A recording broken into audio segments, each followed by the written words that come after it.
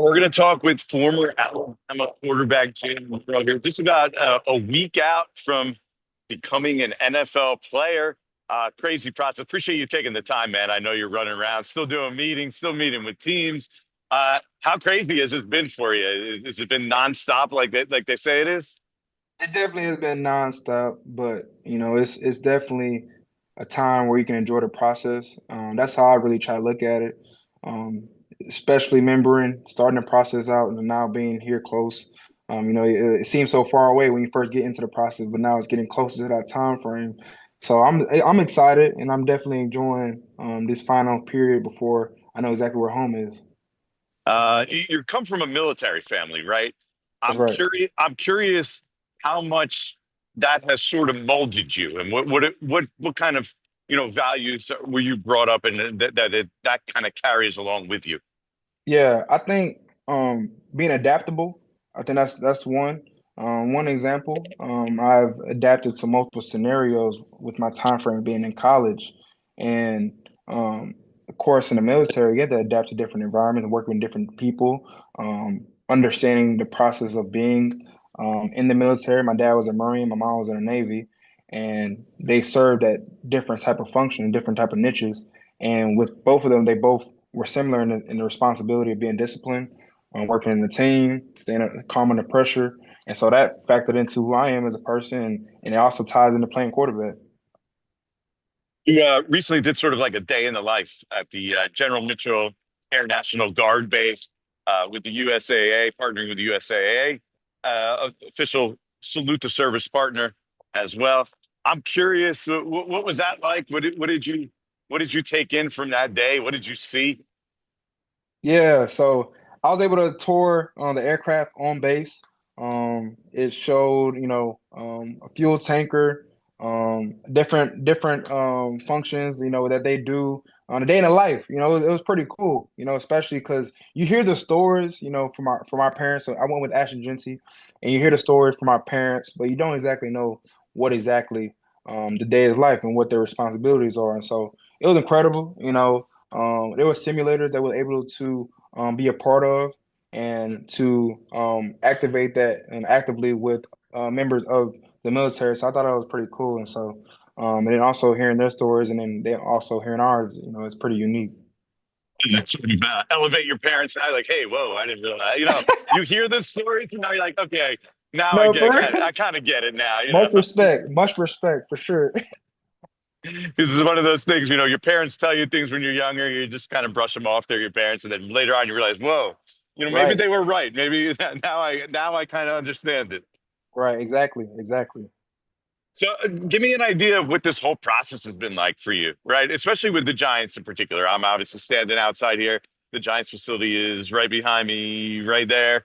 Uh, What what's your interactions been like with them? I know that you still have a private workout still coming up, but what's that been like? What have you learned about them? What have you learned about you? Yeah, so I've had the opportunity to meet with a lot of teams, starting with the Senior Bowl, and during that whole time, that whole process, I've been able to meet with a lot of teams. And number one, the relationship aspect of it, understanding, who I am as a person, my why, my purpose, how I see football, and able to talk ball. That's been something that I've been able to do during this whole process. And with talking to them, I think it's really cool, especially Coach Dayball has the experience of being at Alabama, so we have something in common. Coach Shea as well. So not only are we trying to get to know each other, talk ball, but we also have memories of being at Alabama. So it's a unique relationship, and then I've enjoyed that with my time frame going through this period of time. You would think with his connections with Alabama that maybe, he would use that. He would talk to, Coach Saban and those kind of things. Have you talked to Coach Saban? You know if they kind of went that route or talked to people at Alabama about you? Yeah, so it's funny now that Coach Saban is retired. He has so much time to now communicate with so many people. So, so I'm sure we have. Yeah, So hope you left a good impression yeah, for sure. there. I'm curious. So I heard Abdul Carter say um, he played chess with Kevin Stefanski. Right, that was Mm. part of his, I guess, his visit with the team. Is there anything that stands out to you of the uniqueness of maybe some of the interactions that you've had?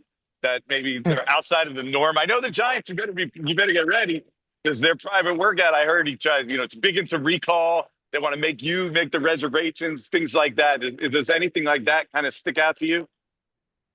Well, I play quarterback, so I'm not gonna be playing chess. Maybe you can do that at edge rusher, but not in my position. We ain't doing none of that. You're too busy. You're too Yeah, busy too busy. learning, Yeah, it's more, studying. yeah, yeah, installation on the board, talking ball, system of offense, playbooks, all that good stuff. And, yeah, so like every team is different, but it's a lot on the quarterback. It's an understanding of that. And so it's a lot of meeting time, it's a lot of installation, it's a lot of talking ball, film prep, correlating, what we talked about and applying it to the field. And so I'm aware of that, and it's something that's going to be done, as I meet with these teams. Take me through the Giants process with you so far. Like, what you remember about that? What stands out about that? I think how much if you love football, you're gonna love being a part of that organization, especially offensively. And they were able to grasp that, with me communicating with them and hearing my thought process and how I view X's and O's and um, how I comprehend things. It's all about the comprehending of their playbook and understanding, how they apply their philosophies on offense. Everybody's philosophy is different on offense, but um, it's more, how they view their system of offense. And so I think that was big, with understanding them and understanding, how they view football in the lens that they do. So I think that's, big on, how the meeting was with them. Brian Dable's big on texting, FaceTiming, staying in touch with the quarterbacks throughout the process. How much have you got to take to that yourself? Yeah, communication is definitely key. Yeah, I've noticed that, with a lot of these teams is that they're trying to build a relationship, and I've had an opportunity to talk to a lot of coaches, have been, staying in contact with them, and so it's pretty cool, now to go to the NFL process and be able to talk to the different NFL coaches. 8 days from now, we're taping this on Wednesday, first round of the NFL draft. You made the decision to go to the draft live. Take me inside what your mindset was with that. Yeah, so I was invited by the NFL to attend the draft, and I'm going to seize every opportunity of that. I'm going to enjoy the whole week as a whole. Have my family to be able to come down. Recently, I was engraved my hand and cleat into the ground at Bryant Denny Stadium. I mean Denny Chimes, and it's a lasting impact on the at Alabama that'll always be impactful. While I mentioned that, same thing with NFL. I'll be able to talk to my family one day of my own and express my first-hand experience of going to the NFL draft, despite anything. So it was an invitation that I was not going to turn down, and I'm going to enjoy it with my family. Any concern? I mean, like, you never know where you're going to get drafted, especially at the quarterback position. Any concern that you might be sitting there and waiting, the camera's on you? Does that scare you at all? Nah, Worry you at all? not at all. I'm just looking forward to know where I'm going. I don't really care like when and where. At the end of the day, I still got to build the trust no matter where I go. I still got to um, earn the respect for the guys in the locker room. So no matter if I'm the first pick or the last pick in the draft, I still have a lot of work to be done. So just the selection it gets you so far. And so it's all about the values of that person and how much they love football and how much they're gonna pour into it. So I'm not really necessarily like worried about like that or the cameras. Like I played at Alabama, like I had the cameras. uh, I'm curious if you've allowed yourself to sit back and think of what that moment is going to be like. You see people each year on TV, and you're kind of running around doing all these meetings at this point. Have you allowed yourself to that? If so, what do you see? I haven't had the opportunity to really soak it all in, be able to really appreciate it. Of course, my support system emphasizes how much they respect my journey and how I always continue to um, rise through adversity, continue to grow as a person on and off the field, and just elevate my life each and every day that I have the opportunity to do so. And so I really haven't really soaked up the moment of being through this NFL process and what's going to happen and hearing the call and all that good stuff. I'm just trying to ensure that I'm able to seize today, being able to, um, enjoy the moment of living the lifestyle of potentially being an NFL quarterback. So I'm just excited. You obviously opened eyes at the pro day. You decided to run. You ran. Numbers range from 4.37 to the low 4.4s. I'm curious. What did you think when you saw those numbers? Like when you trained, what did you think was realistic? What did you want to get? And were you happy when you saw that? So first off, none of the numbers are accurate. So my speed coach and multiple coaches clocked me at a 4.34, but no one want to mention that. I was a 4.31, 4.34, and then it was one person that was near the start line that said I ran a 4.4. So like, so none of them got it right. That's first off. Uh, So wait, in training, was that the norm for you? Were you in the oh mid yeah, I three was fours? consistent. Yeah, I was consistently running that. But I trained at that late though. So like when I first started the process, I wasn't really, running. I didn't start preparing till after the combine. So I maybe practiced maybe like 4 times, getting, my hand adjustment, raising up and being in 3 point stands, practices did.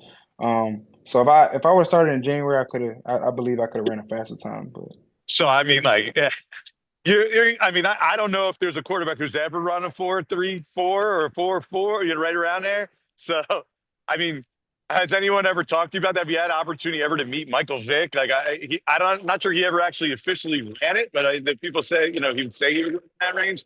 What do you think about possibly being, in regards to that testing, the fastest quarterback ever?